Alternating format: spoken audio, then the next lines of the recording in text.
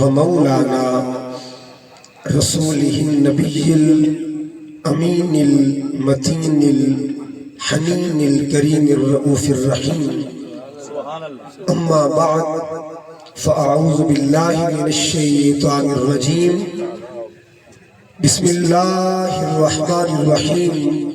قال الله تبارك وتعالى في كلامه المجيد: وقال لهم نبيهم إن آية ملكه أن يأتيكم التابوت فيه سكينة من ربكم وبقية مما ترك آل موسى وآل هارون تحمله الملائكة إن في ذلك لآية لكم إن كنتم مؤمنين. صدق الله مولانا العظيم. إن الله وملائكته يصلون على النبي يا أيها الذين آمنوا صلوا عليه وسلموا تسليما. اللهم صل على سيدنا ومولانا محمد وعلى آل سيدنا ومولانا محمد وبارك وسلم عليه. الصلاة والسلام عليك يا سيدي يا رسول الله وعلى آلك وأزواجك وأصحابك وبناتك يا سيدي يا حبيب الله. الصلاة والسلام عليك يا سيدي يا عالم ما كان وما يكون وعلى آلك وأصحابك يا سيدي يا نور الأفئدة والعيون. نہایت واجب الاحترام معزز و محتشم علماء کرام، قائدین تحریک منہاج القرآن، عشاقان مصطفیٰ، غلامان مصطفیٰ، سامعین و حاضرین، اللہ رب العزت کا کروڑہا مرتبہ احسان عظیم ہے جس کی توفیق خاص کے ساتھ آج کی اس بابرکت محفل پاک میں ہم حاضر ہیں. دعا کیجئے رب کائنات ہم سب کا حاضر ہونا اپنی بارگاہ میں قبول فرمائے. ہماری حاضری کو اللہ تعالی ہمارے لیے اور بالخصوص منتظمین محفل میلاد مصطفیٰ، معاونین محفل میلاد مصطفیٰ اور شرکائے محفل میلاد مصطفیٰ سب کے لیے برکات کا ذریعہ بنا دے. آج کی پاکیزہ محفل محترم حافظ محمد عمر صاحب اور محترم مظہر خان صاحب، ان کے ساتھ جملہ جو ٹیم ہے، اللہ پاک ان کی کاوشوں کو قبول فرمائے. میں نے آپ کے سامنے قرآن مجید فرقان حمید کی سورہ بقرہ اس کی آیت نمبر 248 تلاوت کی ہے. اب اس آیت کریمہ میں کلام کس کا ہے یہ دیکھنا، پیغام کس کا ہے اور عنوان کیا ہے. تین چیزیں آیت میں خصوصیت کے حامل ہیں. کلام کس کا ہے، پیغام کس کا ہے اور عنوان کیا ہے. کلام اللہ کا ہے، پیغام نبی دے رہا ہے. پیغام کس کا، کلام کس کا ہے، اللہ کا ہے اور پیغام نبی دے رہا ہے. عنوان کیا ہے، صالحین کے تبرکات. اس کا مطلب یہ ہوا اللہ تعالیٰ اپنے کلام کا زاویہ یوں بناتا ہے. میں چند آیتیں پیش کروں گا کیونکہ اللہ قرآن پاک میں فرماتا ہے اِنَّا نَحْنُ نَزَّلْنَا الذِّکْرَ، یہ قرآن ہمارا ذکر ہے. وَإِنَّا لَهُ لَحَافِظُونَ، اور ہم ہی اس کے محافظ ہیں. اس میں چند آیتیں پیش کرنا چاہتا ہوں. دیکھئے گا اللہ تعالیٰ جب اپنے پیاروں کے تذکرے کرتا ہے تو ان کا اہتمام کیا کرتا ہے. قرآن مجید کی آیت کریمہ سورہ بنی اسرائیل کی پہلی آیت میں اللہ تعالیٰ نے اپنے محبوب کی معراج کا ذکر کیا، عظمت و رفعت کا ذکر کیا، لیکن آغاز کہاں سے کیا؟ سبحان اللہ، پاک ہے وہ ذات. سبحان اللہ، پاک ہے وہ ذات اچھا آغاز کیا سبحان سے، آگے بڑھتے گئے آیت کا اینڈ کہاں پہ ہوتا ہے انہو هو السمیع البصیر. اب اس میں علماء کی دو آراء ہے، میں اس طرف نہیں جاتا، لیکن آغاز سبحان سے ہوتا ہے اور اینڈ بصیر پہ ہوتا ہے. سبحان بھی اللہ کا نام اور بصیر بھی اللہ کا نام، اول بھی اس کا نام آخر بھی اس کا نام، ابتدائے آیت میں بھی اس کا نام اور انتہائی آیت پر بھی اس کا نام. اور یہ وہ سورہ مبارکہ ہے جس کا نام بنی اسرائیل پہ رکھا گیا، ایک قوم پہ نام رکھا گیا، قوم پہ نام رکھا گیا. قرآن پاک کو جب ہم پڑھتے ہیں اللہ نے اس قوم کا قرآن میں ذکر بھی کیا. پہلی مرتبہ جب اجتماعی خطاب اللہ نے کیا کسی قوم سے تو فرمایا یا بنی اسرائیل، اے بنی اسرائیل. یہاں بھی ایک خاص بات کر دوں، اللہ نے بنی اسرائیل سے خطاب کیا. سوال یہ ہے کیا امت محمد سے بھی خطاب کیا ہے؟ بنی اسرائیل سے تو اللہ نے خطاب کیا یا بنی اسرائیل اے اولاد یعقوب، لیکن کہیں ایک مقام پہ یا امت محمد کہا یا امت احمد کہا. پورے قرآن کو پڑھ کے دیکھیے اللہ نے نام سے خطاب نہیں کیا، نام سے خطاب نہیں کیا. کیوں نہیں کیا؟ راز کیا ہے، حکمت کیا ہے؟ علامہ اقبال فرماتے قرآن میں ہو غوطہ اے مرد مسلمان، اللہ کرے تجھ کو عطا جدت کردار. اے بندہ مومن قرآن میں غوطہ زنی کر، جب تو قرآن میں غوطہ لگائے گا اللہ تجھے موتی عطا فرمائے گا. اور ہر دور کے مطابق اللہ موتی عطا کرتا ہے کہ فیضان قرآن دائمیت کا حامل ہے. بہرحال عرض کرنا چاہتا ہوں اللہ پاک نے قرآن مجید میں پچھلی امت کا نام لیا، اس امت کا نام نہیں لیا. کیوں نہیں لیا؟ راز کیا ہے، حکمت کیا ہے؟ اس کی وجہ یہ ہے جو اعزاز اللہ نے محبوب کو عطا کیا ہے نا اس کا فیض امت کو بھی عطا فرمایا. اللہ نے پچھلے نبیوں کا نام لیا، یا آدم اسکن انت وزوجک الجنہ فرمایا، یا ابراہیم آرد ھذا فرمایا، یا موسیٰ کہا یا عیسیٰ کہا. ہر پیغمبر کا نام لیا ہے لیکن میرے پاک محمد کا رب نے نام نہیں لیا، یا محمد نہیں فرمایا. خطاب کے طور پر یا محمد نہیں فرمایا، یا احمد نہیں فرمایا، بلکہ جب باری مصطفیٰ کی آتی ہے نا اللہ فرماتا ہے حبیب پچھلوں کو نام سے خطاب کرتا تھا اور تجھے مقام سے خطاب فرماؤں. یا ایوہ النبی، اے نبوت کے تاج والے، یا ایوہ الرسول، اے رسالت کے تاج والے. اس کا مطلب یہ ہوا اللہ باقی نبیوں کو نام سے یاد کرتا ہے، میرے اور تیرے محبوب کو مقام سے یاد فرماتا ہے. یہی فیض امت کو دیا.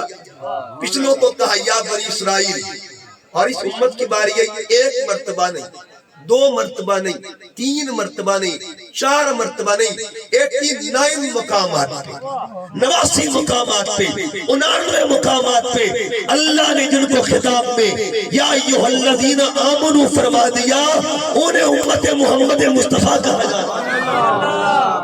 گویا اللہ نے مقام سے خطاب کیا. قرآن ہے یہ قرآن، اس میں 89 جگہ پہ یا ایھا الذین آمنوا آیا. اگر ترتیب کتابی کو دیکھیں تو اللہ نے فرسٹ ٹائم ایمان والوں کو کیا ایڈریس کیا، کون سا خطاب کیا؟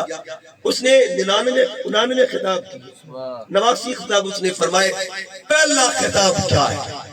اللہ نے پہلی باری ایمان والے نال گل کیتی تے کیڑے موضوع تے گل کی،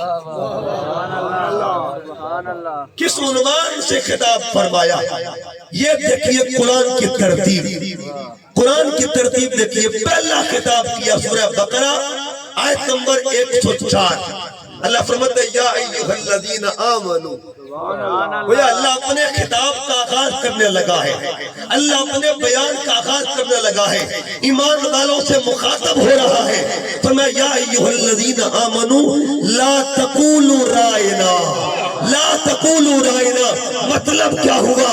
اللہ تعالیٰ اپنے خطاب کا آغاز جس عنوان سے کرتا ہے اسے ادب محمد مصطفیٰ کہا جاتا ہے، اسے ادب رسول کہا جاتا ہے. اچھا یہ کمال کے دعوی ہے، بات دور نہ نکل جائے. اللہ حفاظت کا اہتمام کرتا ہے، اس کو الوہی حفاظت کہتے ہیں.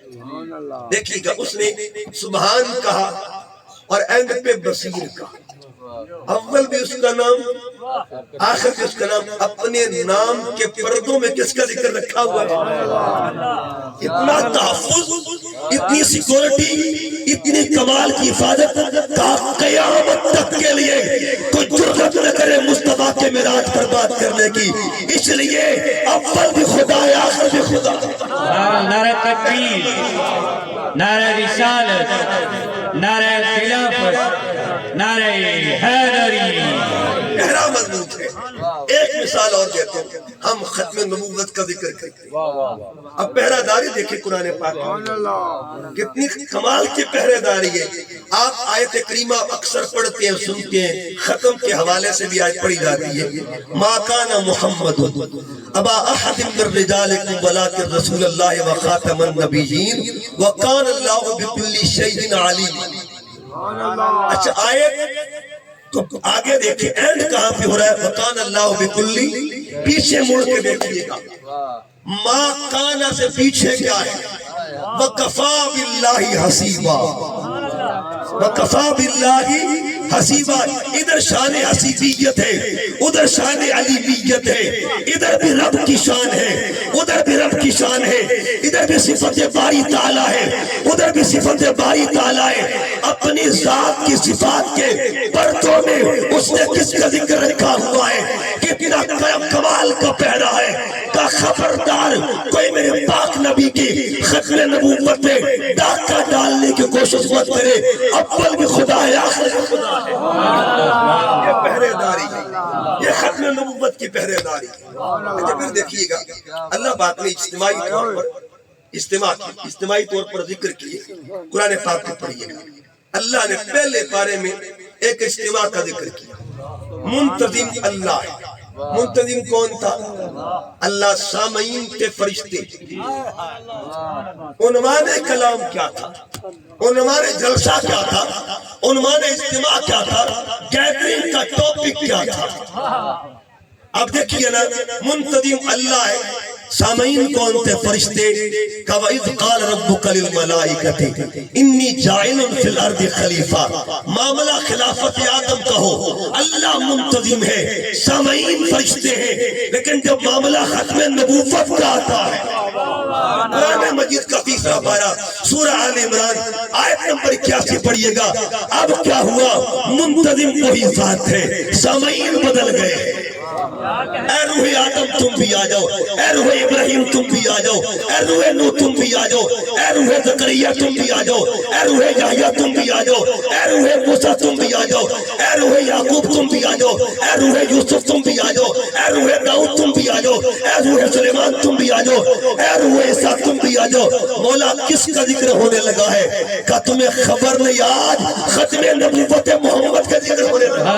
نعرہ تکبیر، نعرہ رسالت، نعرہ خلافت، نعرہ حیدری، عظمت مصطفیٰ. اس آیت پر بھی غور کریں، اس آیت پر بھی غور کریں. اول و آخر کیا بات؟ اِذْ أَخَذَ اللَّهُ مِيثَاقَ، اللہ نے پختہ وعدہ لیا. النبیین، آگے ساری آیت. لما آتیتکم من کتاب و حکمہ ثم جاءکم رسول مصدق لما معکم لتؤمنن به ولتنصرن قال اقررتم واخذتم على ذلكم مصری قالوا اقررنا قال فاشهدوا وانا معكم من الشاہدین. اول بھی ذکر خدا ہے، آخر بھی ذکر خدا ہے. اول بھی اللہ کی شان، آخر بھی اللہ کی شان ہے. اس کا مطلب یہ ہوا اپنی شان کے پردوں میں وہ جس کی شان کو رکھتا ہے اسے شان محمد مصطفیٰ. بات دور نہ نکل جائے، پھر کبھی موقع ملا اس ٹاپک پہ بات کریں گے. اور 16 نومبر کو اکتوبر ٹیکسی میں بہت بڑی کانفرنس ہو رہی ہے، تمام مکاتب فکر اکٹھے ہو رہے ہیں اور عنوان ختم نبوت کا ہے. اللہ نے مجھے وہاں ڈیوٹی دی ہے اہل سنت کی نمائندگی کے لیے، اور میرا ٹاپک ہے وہاں پہ کہ پہلے دن سے لے کے اب تک 14 صدیوں میں کس کس نے ختم نبوت کے عقیدے پر پہرا دیا.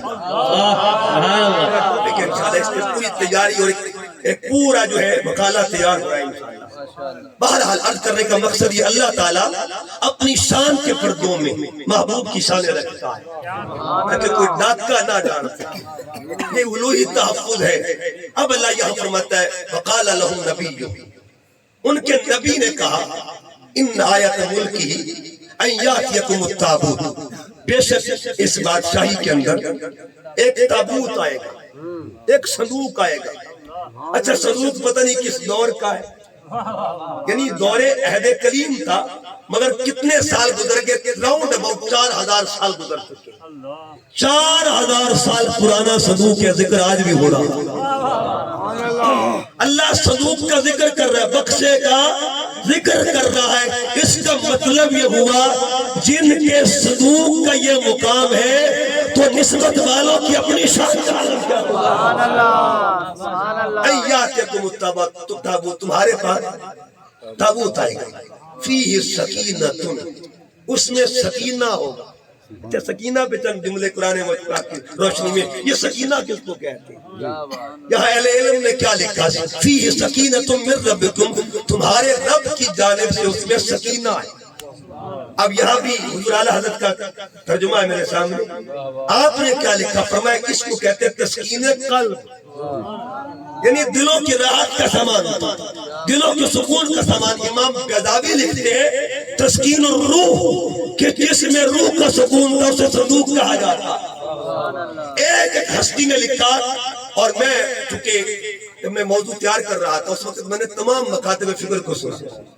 ایک نام آپ نے سنا ہوگا ڈاکٹر اسرار، میں نے اس کو بھی سنا کہ اس معاملے پہ وہ کیا بولتے ہیں، ان کی کیا رائے، ان کی کیا رائے. انہوں نے بھی یہاں پہ کہا کہ یہ کون سا سکون ہے.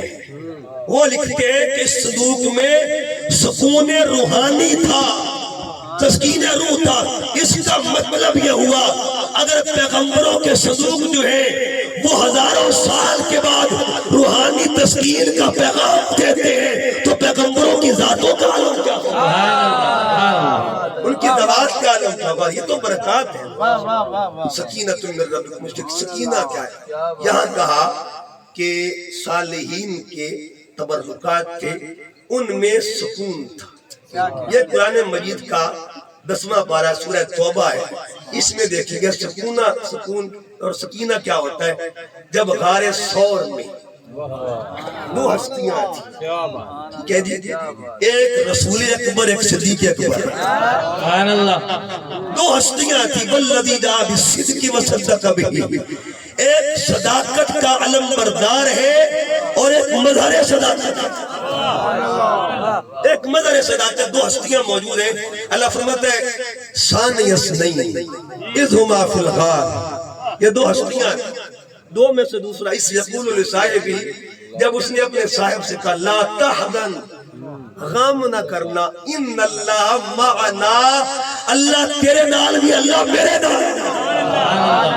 یہ دائمی سنگت ہے، یہ دائمی معیت ہے، یہ دائمی رفاقت ہے. جس کی رفاقت کی گواہیاں قرآن دے اسے صدیق اکبر کہا جاتا ہے. لا تحزن، غم نہیں کر. اچھا غم کس نے کیا اور غم کی ڈیفینیشن کیا ہے؟ ایک تو خوف، ایک تو غم. غم جو ہے نا وہ دوسرے کا ہوتا ہے اور خوف اپنی ذات کا ہوتا ہے. یا معاملہ لا تخفنی کہا، لا تحزن کہا. اس کا مطلب ہے صدیق کو اپنی فکر نہیں تھی، یار کی فکر تھی.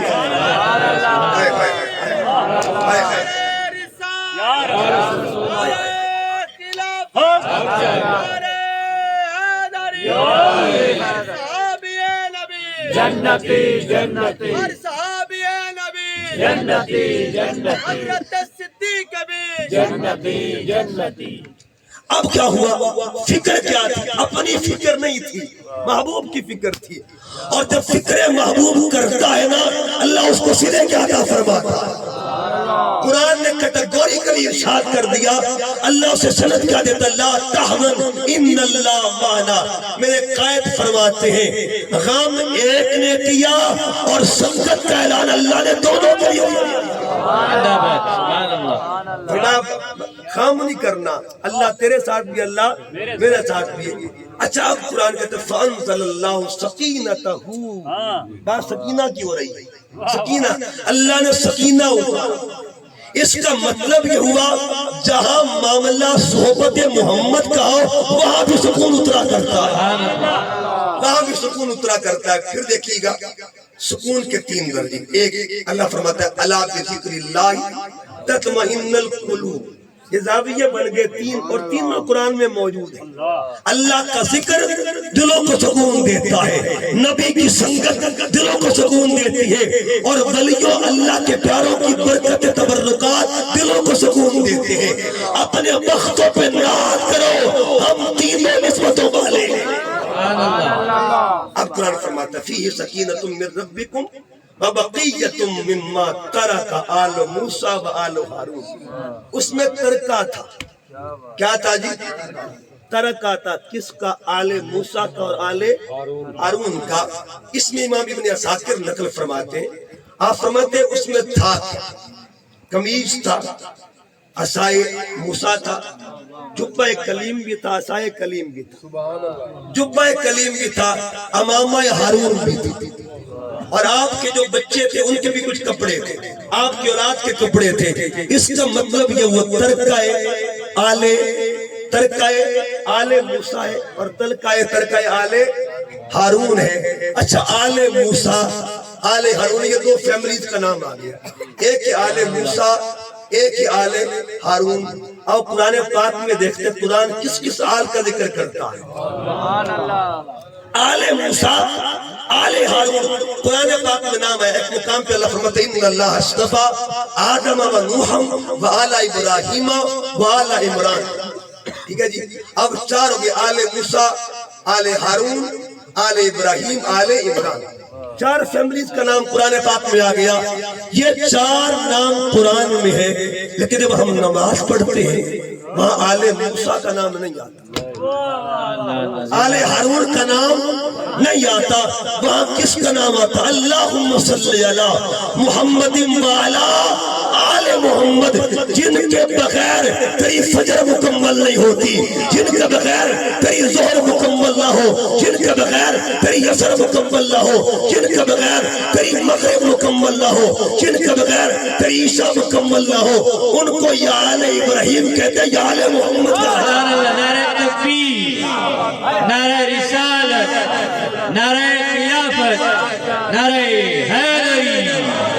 اچھا دیکھیے، اب یہ زاویہ بن گئے 2، ایک زاویہ مذکوریت ہے، ایک مقبولیت ہے۔ ذکر 4 فیملیز کا ہوا، لیکن روزانہ چرچا 2 کا ہو رہا۔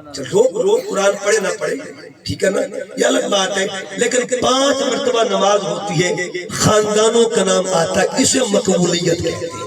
اچھا، اس سے بھی ایک بڑا زاویہ ہے، اس سے بھی بڑا دعویہ ہے۔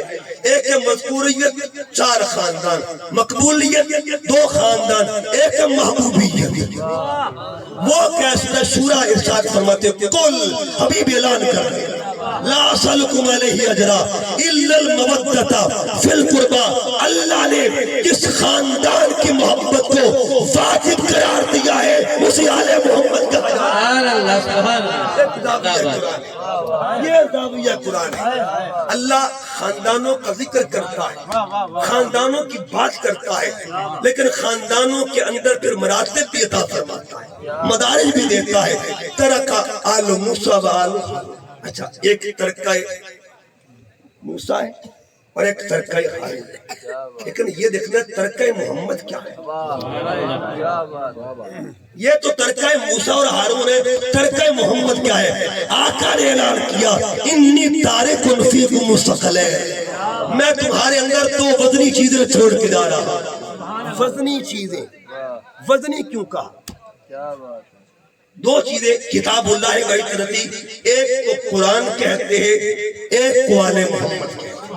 اچھا، یہ وزنی، اس کو قرآن مجید کو اللہ نے وزنی کہا۔ قرآن کتنا وزنی ہے؟ ایک کاغذ کا وزن ہے، ایک قرآن کا وزن ہے۔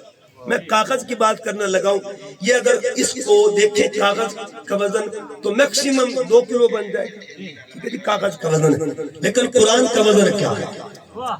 اللہ سورہ حشر میں فرماتا لو انزلنا हाज़ल कुरआन अला जबलिन लराइतहु खाशियम मुतसद्दियम मिन खशयतिल्लाह। अगर हम इस कुरान को पहाड़ों पर नाज़िल करते, पहाड़ रेदा रेदा हो जाता।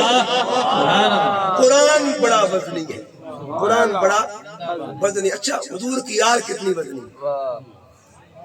हुजूर की आल कितनी वजनी। इस पे मैं एक हदीस पेश कर रहा हूँ। इमाम कुर्तुबी ने जब आयत दरूद की तशरीह की है, उसके तहत ये लेके आते हैं हदीस मुबारका, और ये मैंने 2002 में पहली मर्तबा पढ़ी थी।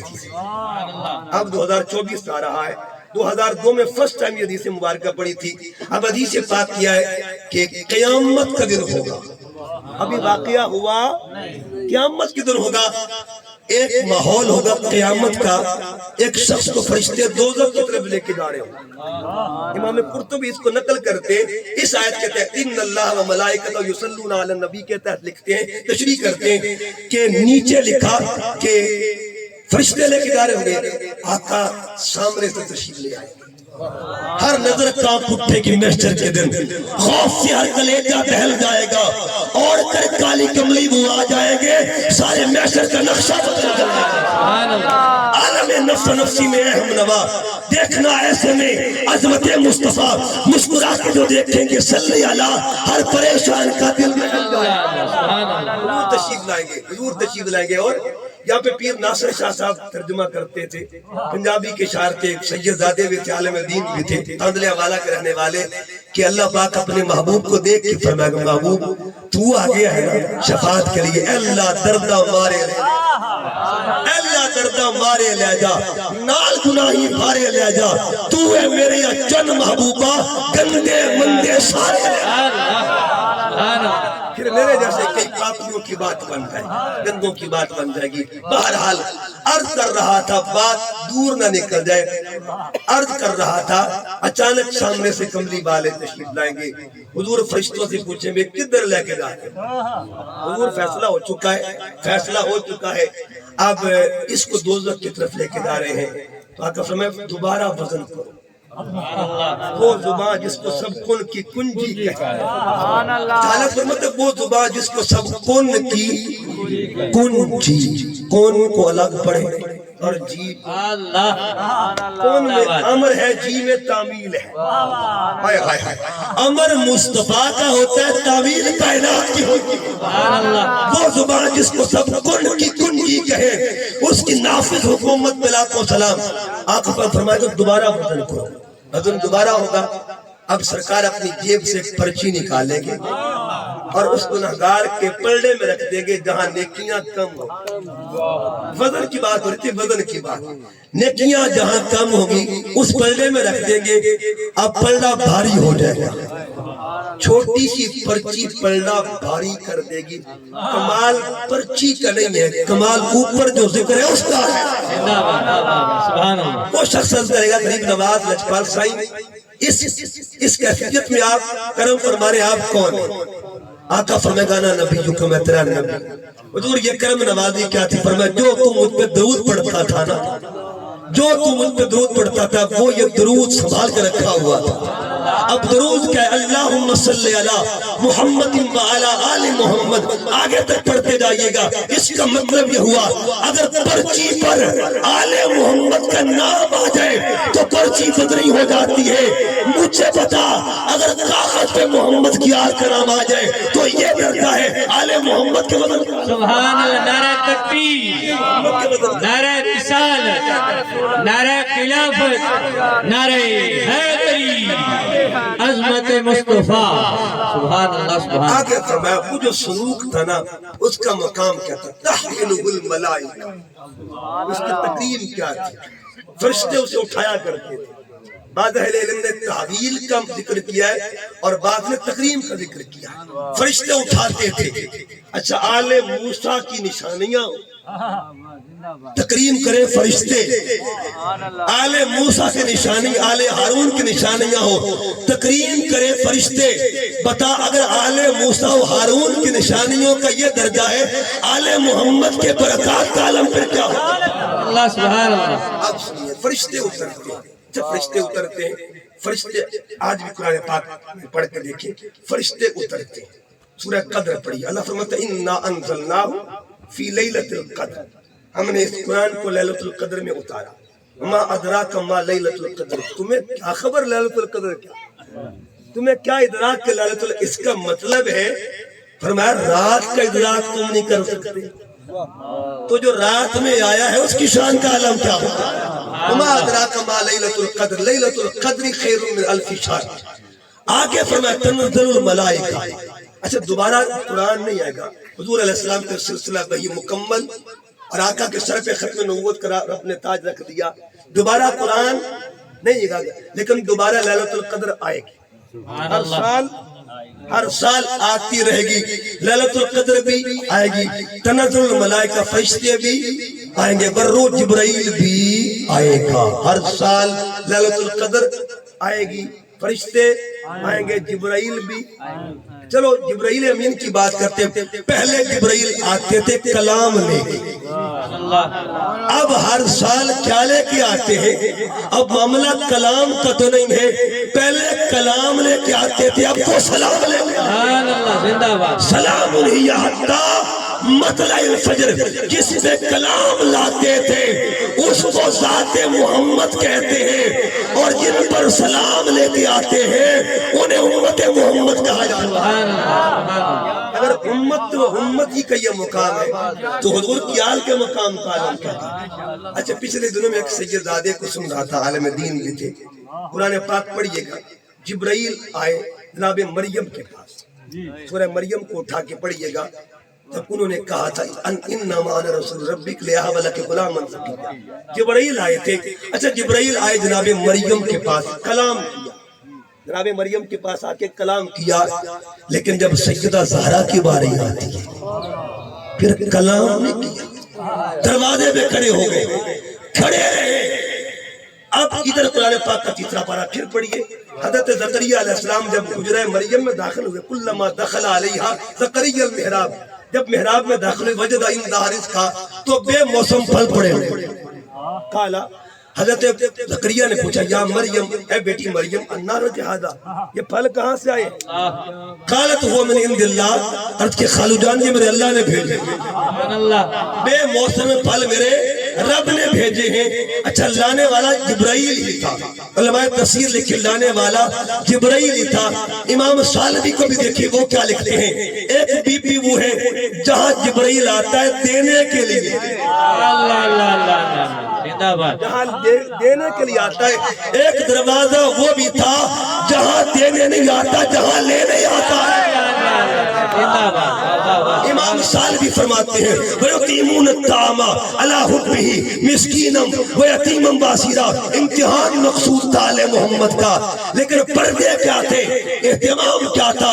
ایک ہی شخصیت ہے، 3 دنوں میں بشریت کے پردے میں وہ آ رہی ہے، بشریت کے لباس میں آ رہی ہے. امام سالبی فرماتے ہیں 3 دن آنے والا کوئی عام بندہ نہیں تھا، اسے جبرائیل تحمل الملائکہ تحمل. اچھا بات دور نہ نکل جائے کیونکہ شاہ صاحب بھی تشریف لے آ چکے، میں زیادہ دیر حال نہیں ہونا چاہتا ہوں. میں بات لباس کی بات کرنا چاہتا ہوں. اندر صندوق کے کیا تھا؟ اب صندوق کے 4 زاویے ہیں. پہلا زاویہ سکینہ ہے، اس میں سکون، ٹھیک ہے جی، اور دوسرا ترکہ ہے آل موسیٰ اور آل ہارون کا. اچھا یہ ترکہ ہے آل موسیٰ کا، جملہ نہ بول دوں، یہ ترکہ ہے آل موسیٰ کا، اور حضور کے ترکے کو آل محمد کہتے ہیں. سیدنا ابوبکر صدیق کی ذات پر جو زبان دراز کرتا ہے ان کو پیغام دے دے، جو خود ترکہ ہو وہ کسی ترکے کے طالب نہیں ہوا کرتا،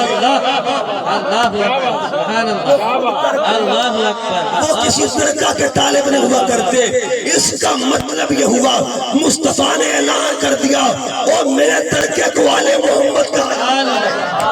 اس سے بڑی اور بات کریں، اس لیے یہ بات دلوں کے تختی پہ لکھ لیں، دلوں کے تختی پہ لکھ لیں. قرآنی پیغام ہے اور میں نے آپ کو دے دیا. بہرحال آگے چلتا ہوں. اندر کیا تھا؟ اندر لباس تھا. لباس تھے کس کے؟ بچوں کے بھی لباس تھے اور جناب موسیٰ کا بھی لباس تھا، جناب ہارون کا بھی لباس تھا. اچھا لباس کا مقام کیا ہوتا ہے؟ قیامت تک ذکر.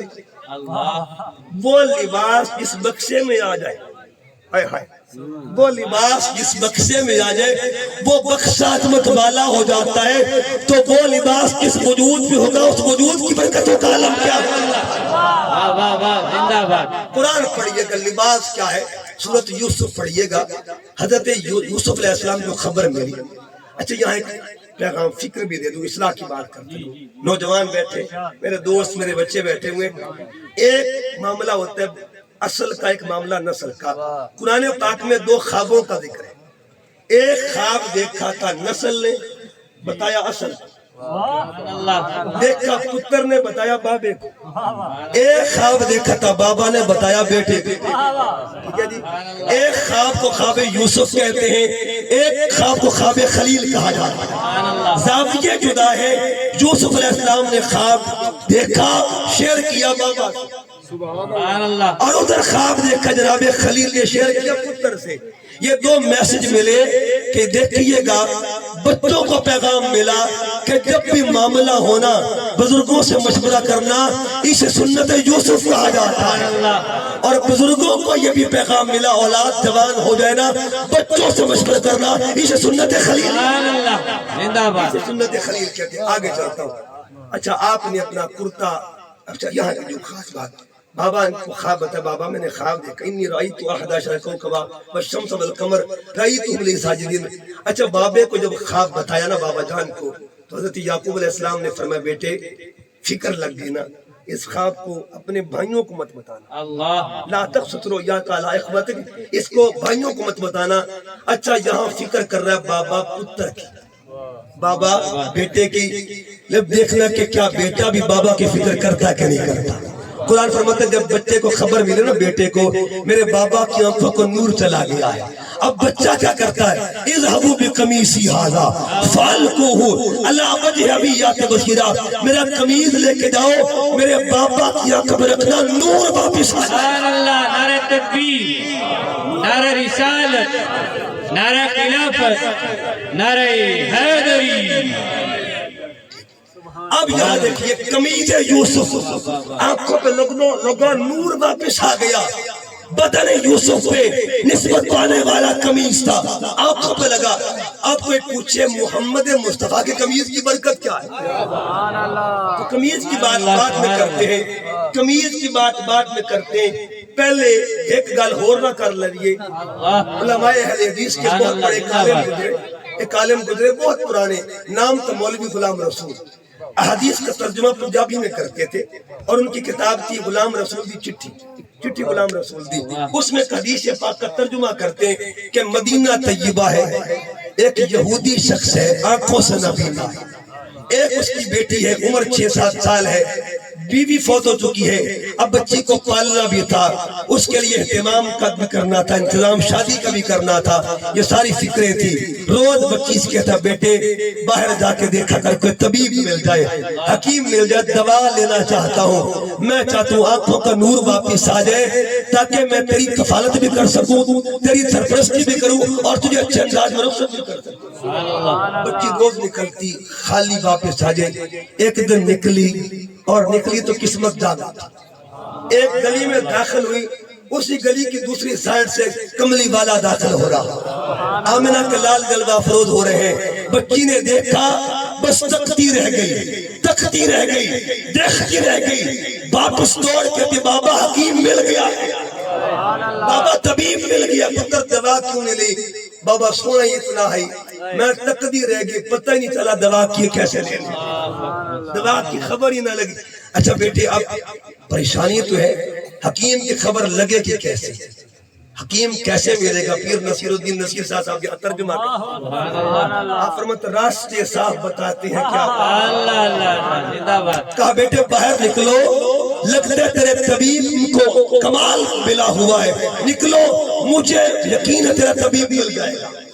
اب اسے خبر نہیں طبیب ہے کون، بہرحال باہر نکلی، خوشبو سونگتی سونگتی کاشانہ محمدی تک جا پہنچی، پتہ چلا حضور محو ایک استراحت ہے، بہرحال اس حضور کی چارپائی کے پاس بیٹھی، سرکار کی نیند میں خلل نہیں لانا، بیٹھ کے تکتی رہی سرکار کو. حضور بیدار ہوئے, کچھ مانگا بھی نہیں. حضور نالین پہنتے ہیں, جہاں جہاں نالین محمد لگتے ہیں وہاں سے خاک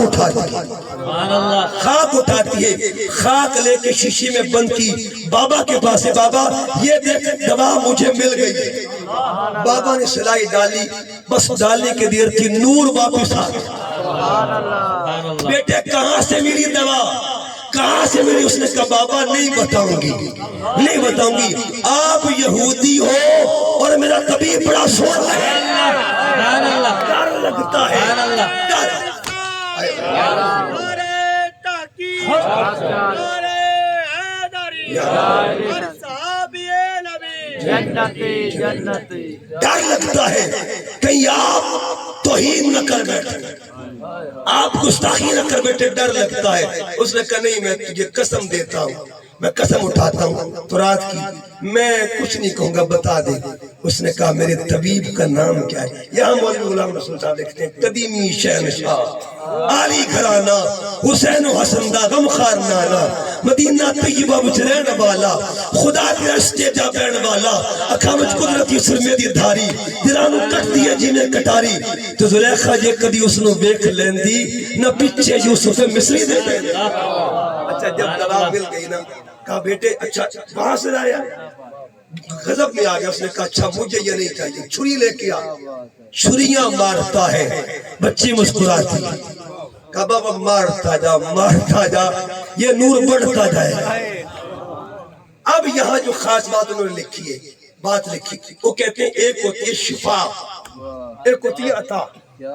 یہاں دونوں معاملے مل گئے تھے. شفا من جانب اللہ تھی اور عطا محمد مصطفیٰ کی طرف سے تھی. شفا بھی مل رہی, عطا بھی مل رہی ہے. تو مطلب یہ ہوا یہ قدموں کی خاک ہے. کوئی پوچھے جی ادھر تو قمیض تھا, اچھا قمیض کی ہم ہسٹری نہ دیکھ لیں, قمیض بنتا کیسے؟ قمیض بنتا کیسے؟ آپ قمیض کو پیچھے لے کے جائے, کپڑے سے بنتا ہے. کپڑا کپاس سے بنتا ہے, اور کپاس کہاں سے پیدا ہوتی ہے؟ زمین سے پیدا ہوتی ہے.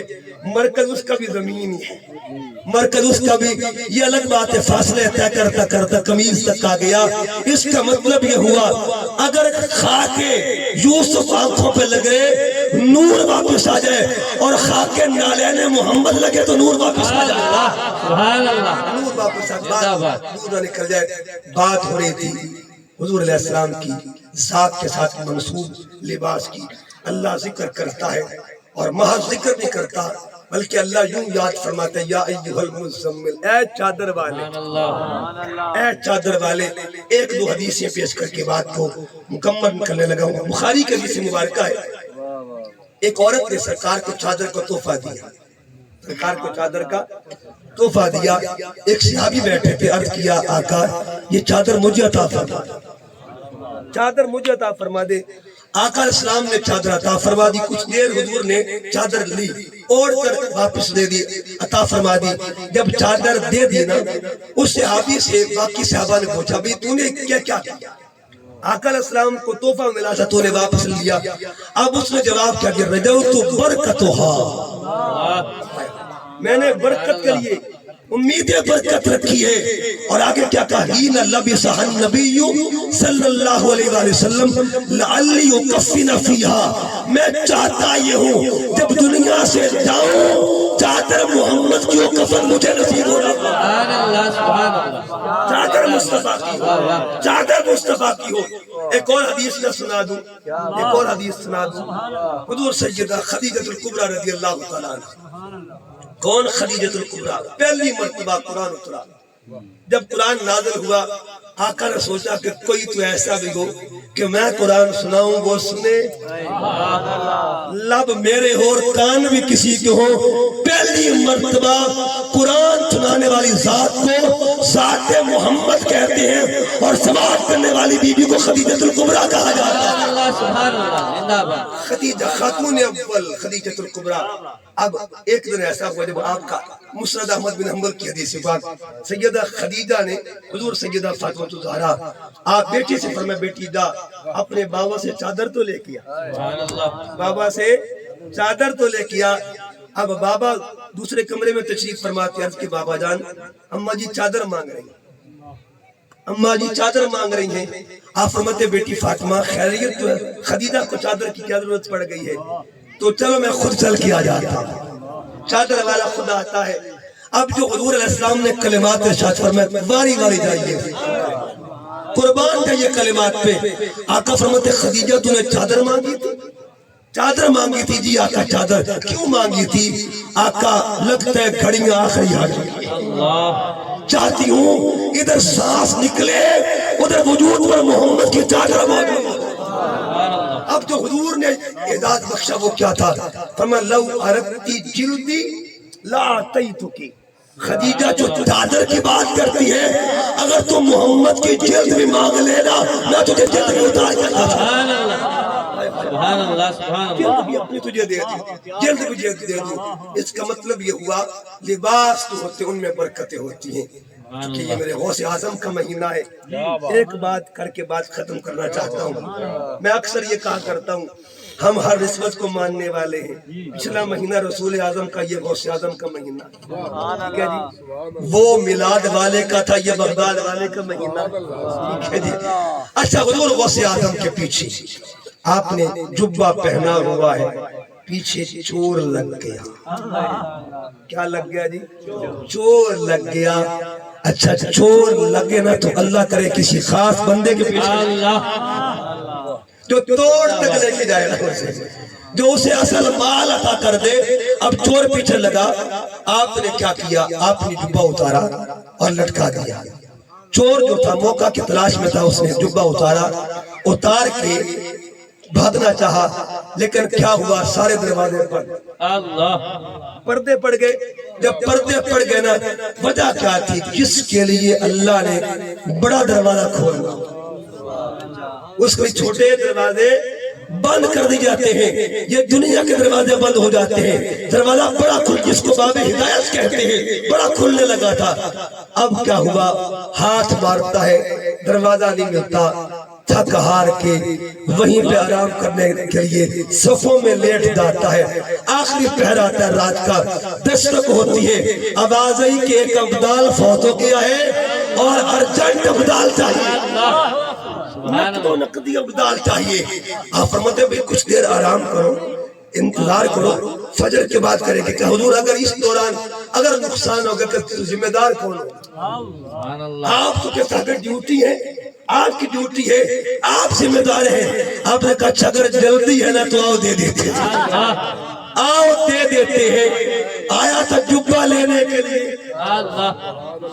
مجھے 5 منٹ دے دیں گے جی؟ یہ ایک بات کرتا ہوں، کبھی دیکھیے نا طلب چھوٹی ہوتی عطا بڑی ہوتی۔ عطا کیا ہے؟ حضرت قتادہ جب آنکھ کا ڈیلا نکلا نا بارگاہ محمد میں آنکھ لینے کے لیے آئے تھے۔ کیا لینے؟ حضور نے کیا فرمایا؟ قتادہ آنکھ لینی ہے، جنت لینی ہے۔ طلب میں آنکھ تھی، فرمایا بتا آنکھ لینی ہے یا جنت لینی ہے؟ تو عرض کیا حضور آنکھ میری طلب کی، جنت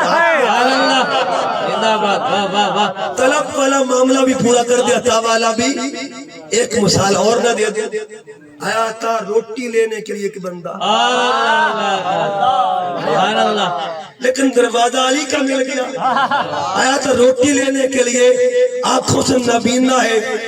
آپ نے کہا کمبر چلو بھی اس کو روٹی دو۔ اس نے کہا سرکار روٹی صندوق میں، فرمایا صندوق ہی دے دو۔ سرکار صندوق کجاوے پر کجاوا ہی عطا کر دو۔ حضور کجاوا اونٹ، فرمایا اونٹ ہی عطا کر دو۔ عرض کہ سرکار اونٹ قطار میں، فرمایا قطار ہی عطا کر دو۔ اللہ نعرہ تکبیر، نعرہ رسالت، نعرہ خلافت، نعرہ حیدری۔ سبحان اللہ سبحان اللہ۔ اصل بھی یہی زاویے والی اور نسل بھی اس زاویے والی۔ آیا تو روٹی لینے کے لیے، اچھا آپ جب اونٹوں کی قطار دے دینا ٹٹولتا رسی، ایسا ٹٹولتا ہے نا، تو بڑا عجیب سوال کہ اس نے کہا آیا تو روٹی لینے میری رسی ہے۔ کمبر نے کہا سرکار اگلا کام نہ کرو تو چس نہیں۔ آپ نے ہاتھ پھیرا، اونٹوں کی قطار بھی عطا فرما دی، آنکھوں کی بہار بھی عطا فرما دی۔ سبحان اللہ۔ طلب نے کیا تھا، عطا کیا کیا ہو رہا ہے؟ غوث اعظم کے پیچھے لگا، طلب تھی جبہ لینے کی، طلب کیا تھی؟ جبہ لینے تھے. آ کر دروازہ شیخ عبد القادر جیلانی دروازے پہ آیا تو کیا ملا؟ آپ صفوں کے پاس گئے, چھپ کے لیتا تو چل بھی بیلی اٹھ, اللہ اٹھ جا. کہا حضور میں تو چور ہوتا, پہلے چور تب تو ہو رہا. نگاہ ولی نے وہ تاثیر دیکھی, بدلتی ہزاروں کے تقدیر دیکھی. اور عمران بھائی یہ تو چلو شعر ہے نا, علامہ اقبال پہ فتویٰ لگانے کی جرت بندہ نہیں کرتا کہ ڈنڈے کا خطرہ ہو, پاکستان سے نکال نہ دیا جائے. اقبال کیا کہتے ہیں, نگاہ مرد مومن سے بدل جاتی ہیں تقدیریں, جو ہو جا کے یقین پیدا تو کٹ جاتی ہے زنجیریں. اس کا مطلب ہے ایک نگاہ جس کی چور کو کتب بنا دے اسے نگاہ غوث اعظم کہا جاتا ہے, اسے نگاہ غوث اعظم کہتا ہے. غوث اعظم کوئی چھوٹے موٹے پیر نہیں ہے. میں پچھلے دنوں جی سی یونیورسٹی میں گیا, ایک دوست سے میرے, انہوں نے کہا کہ آپ حیران ہو گئے کہ حضور غوث اعظم پہ پی ایچ ڈیز ہو چکی ہیں یہاں پہ, آپ کی شخصیت پہ پی ایچ ڈیز. اور ایک شخص نے حضور غوث اعظم کے قرآن فہمی پہ پی ایچ ڈی کی ہے. قرآن فہمی صرف اس موضوع پہ قرآن کا کتنا فہم تھا. اس کا مطلب یہ ہوا حضور غوث اعظم کی شخصیت, اور آج منہاج القرآن کو جو فیض ملا ہوا ہے وہ حضور غوث اعظم کا ہے. اور میں چونکہ الحمدللہ سادات گھرانے سے میرا تعلق ہے, آپ کے قریب 18 میں میرے دادا حضور تقریباً 27 سال یہاں پہ رہے. چیلوں کی مسجد تھی, میاظم چیلا جو ہے اس کے خاندان کی مسجد تھی. آتاکم چیلا, مہدی حیات چیلا, اسلم چیلا, یہ سارے لوگ اس وقت موجود ہوتے تھے. تو آپ کی کیفیت یہ ہوتی تھی میرے دادا جی حضور. اب بھی اگر آپ اس علاقے میں چلے جائیں تو لوگ جانتے ہیں سید محمد ادریس صاحب رحمۃ اللہ تعالیٰ علیہ. تو وہاں سے کیوں آپ کنارہ کش ہو گئے تھے اور وہاں سے چلے کیوں گئے تھے؟ اس لیے کہ کسی نے ان کو دیکھ لیا تھا کہ تہجد کے وقت وہ تہجد پڑھ رہے تھے, ان کے عذاب بکھرے ہوئے تھے. ہاتھ ایک طرف تھا, پیر ایک طرف تھے, سر ایک طرف تھا, اور ہر عضو سے اللہ کا ذکر کی صدا بلند ہو رہی تھی. اور میں جب بھی منہاج القرآن کی بات کرتا ہوں, یقین کیجئے 1996 میں پہلی مرتبہ میرے مرشد کامل, میرے دادا حضور جن کا مزار کمالیہ میں ہے, انہوں نے مجھے کہا حسن بیٹے میں نے ڈاکٹر صاحب کو سننے جانا ہے. ہم تو ان کو دیکھتے ہیں اور ہم نے ان کو دیکھا ہوا ہے, اور ہمارے لیے سند بھی وہی شخصیات ہیں جن کو اللہ نے صاحب حضوری بنایا ہوا تھا. میں جب بھی دیکھتا ہوں مجھے کرتی بھی انہوں نے عطا فرمائی, میرے دادا حضور نے عطا فرمائی. اور میری دادی جان کو اللہ نے وہ کمال بخشا, جب ان کی وفات ہوئی تھی نا, ان کی قبر کی ہر اینٹ پہ قرآن پڑھا گیا, ہر اینٹ پہ. کیونکہ ہمارے خاندان میں 32 قرآن پاک کے حافظ الحمدللہ, ہم 5 بھائی ہیں, 5 قرآن کے حافظ الحمدللہ. یہ سارا فیض ہے. اور اس کی اور پھر اللہ پاک نے قرآن والوں کے گھر میں پیدا کیا, اور پھر رب نے جو تحریک عطا فرمائی اس کا نام بھی منہاج القرآن. میرا ایک کلام اکثر میں پڑھا کرتا ہوں, فخر شہ ابرار حسین ابن علی ہے, فخر شہ ابرار حسین ابن علی ہے, حیدر کا وہ دلدار حسین ابن علی ہے, کربل کی زمین آج بھی دیتی ہے گواہی, اس دھرتی کا سنگار حسین ابن علی ہے. اور طاہر نے دیا قوم کو پیغام حسینی, طاہر نے دیا قوم کو پیغام حسینی, خود اس کا مددگار حسین ابن علی ہے. طاہر نے حسن کو بھی وہی مشن دیا ہے جس مشن کا سردار حسین ابن علی ہے. اور ایک محبت کی بات اور بھی کر دوں, یہاں میرے تحریک لبیک والے ساتھی بھی بیٹھے ہیں. میرے گھر میں الحمدللہ میرے جو بہنوئی ہیں مفتی سید مطلوب علی شاہ صاحب, یہ ڈائریکٹ شاگرد مفتی عبدالقیوم مزاری صاحب رحمۃ اللہ علیہ, جامعہ نظامیہ والے, ان کے شاگرد ہیں. اور ہم میرے گھر میں الحمدللہ پوری رات علامہ عبدالستار سیدی صاحب تشریف لائے تھے, میں نے اپنے ہاتھوں سے ان کو کھانا پیش کیا. یعنی یہ محبتیں جو ہے الحمدللہ یہ محبتوں کے روشنیاں ہیں. اور پھر ان کے ساتھ گفتگو بھی ہوئی. اور اس وقت وہ شاگرد رشید علامہ عبدالستار سیدی صاحب کے مفتی سید مطلوب علی شاہ صاحب, یہ قمر بھائی بھی ان کو ملے ہیں. اور الحمدللہ شورکوٹ کینٹ میں منہاج القرآن کے سرپرست بھی ہوئی. اس محبت اللہ پاک ان کو ایک جگہ پہ جمع ہونے کی توفیق عطا فرمائے. وما علیہ الا البلاغ.